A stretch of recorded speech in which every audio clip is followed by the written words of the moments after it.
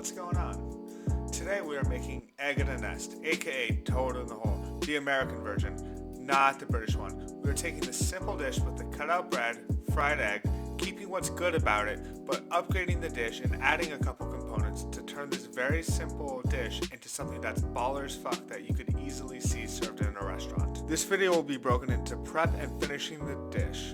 All of my recipe videos will be broken down like this so you can either make just one recipe or easily combine the contents of multiple videos to make a sophisticated restaurant quality meal through easy to approach understandable steps. By understanding how to prep properly, firing and plating a dish will become a lot simpler. So alrighty meow, let's begin with something that's not traditionally on Egg in a Nest.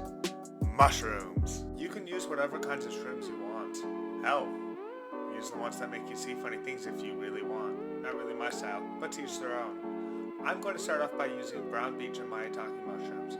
First off, cut off the ends. Don't throw those away. You can easily use those for stock. Now break apart the remaining mushroom in your hand. They should easily fall apart into roughly equal sized pieces. After you put those shrooms in a bowl, clean up because otherwise you nasty. Start off by throwing your king oyster mushrooms across your cutting board because you were allegedly professional at one point. After you fix your clumsiness, slice off the end, split the mushroom in half lengthwise, and cut half moon pieces that are the same thickness as the maitake pieces you already have. Put those in the same bowl as the other mushrooms, then smash a few cloves of garlic under your knife, pull out a few sprigs of thyme, and now it's time to play with fire. Or in my case, electricity, because my stove is fucking terrible. Put your pan over medium-high heat and throw in more olive oil than you'll think you need, because those shrooms are thirsty as hell and will absorb a ton. They're like Bounty, but better. Give your oil a few seconds to absorb the heat from the pan, then throw your mushrooms in, creating a nice even layer without overcrowding the pan. As you throw your mushrooms in, you should hear a nice sizzle as they hit the oil. Toss to coat, then set the pan down and don't fuck with it for about a minute to let color develop on the mushrooms. Throw in more oil as needed. There should be a small amount still in the bottom of the pan. I told you, those mushrooms are thirsty. Then throw in your garlic and thyme and toss again. Allow the mushrooms to cook for another few minutes to create brownness. This component is pretty forgiving and it's pretty hard to fuck up. Experiment! Switch up the exact mushrooms you use. Hell, change the herb based on what you're serving this with. As the mushrooms finish cooking, add a splash of red wine vinegar and season with salt and pepper. Taste it and adjust. After the mushrooms have chilled completely, remove the thyme and garlic using either tweezers, a fork, or a gloved hand, then put into a quart. Time to make the horsey sauce. Pour out a few tablespoons of jarred horseradish because the grocery store didn't have any of the fresh stuff. If you can find the fresh stuff, use it. It's way the hell better. Then add about a cup and a half of sour cream, generously seasoned with salt.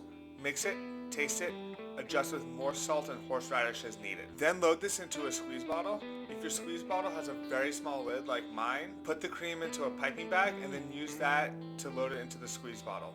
It'll save you from making a huge mess. Unfortunately, I lost that footage. Pick out any of the ugly scallions because they are not good enough for us. Then run your knife through them, cutting into very small pieces. It may seem dumb to cut herbs ahead of time, but doing small tasks like this will add up and save you a lot of time when you actually go to cook and plate your dish later on. So what can I say except for you're welcome. Put your scallions into an appropriate size container, then clean up. Sense a pattern there? Next we're going to slice the bread. You're probably thinking, why? This is another task that's super easy to do now, but could easily add up and become a pain in the ass when you go to finish the dish. So best to do it now. So what can I say except for you're welcome. Snip the tip of your challah. Why challah? Because it's the bread of my people and fucking delicious. You could also use something like a brioche, but challah is better. Then slice it thick. Normally you would put a wet paper towel under your cutting board to prevent it from sliding, but with teaching myself how to film and all, I clearly forgot. Again, professional. Push down a ring mold into the bread. It won't cut through something this thick, but it'll leave a line.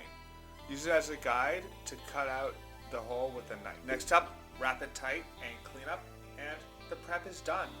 At this point, the dish is ready to be finished, but it doesn't have to be right now. You can use this as a chance to subscribe, watch another video, and bring that dish to the exact same point so you can finish both dishes and put together an absolutely fantastic meal. If you're ready to eat this right now, you can immediately go into the next steps and finish this dish. Before we get to the fun part, let me know if there are any dishes that you want to see broken down like this. Alright, let's fire this sucker. Pull your mushrooms out of the fridge and let them come up to room temperature.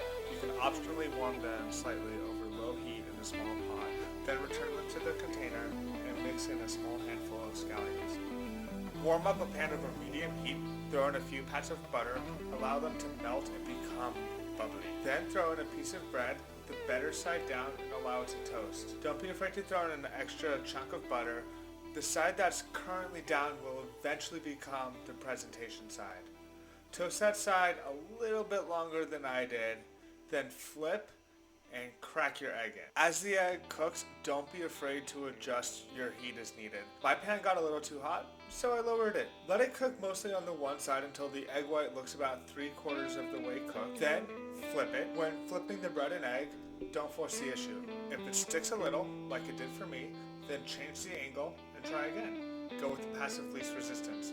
You can use the same technique when you're trying to flip a piece of fish that's being a little difficult. Cook the egg for another 15 seconds and then flip again so the yolk is facing up, and it's time to plate everything up. Pull out everything you'll need. In this case, the mushrooms, horseradish cream, finishing salt, and a little bit of olive oil. Place your toasted egg bread into the middle of a plate.